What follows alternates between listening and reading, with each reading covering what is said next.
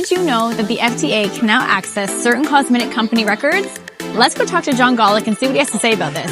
The FDA just recently launched their new draft guidance on FDA records access for the cosmetic industry. This provides our first insight into what the FDA is looking for as far as what records they will be looking at and what records they will not be looking at.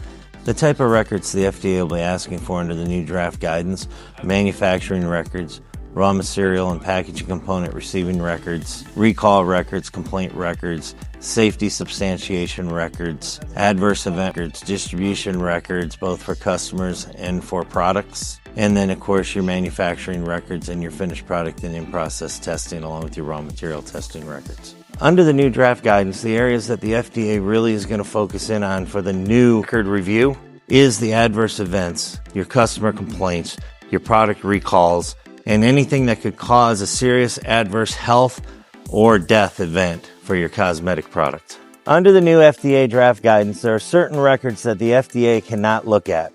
One of those being is your recipes and formulas, your sales data, your financial data, personnel data except for where it requires for qualification and training, and also research data except for the safety substantiation part.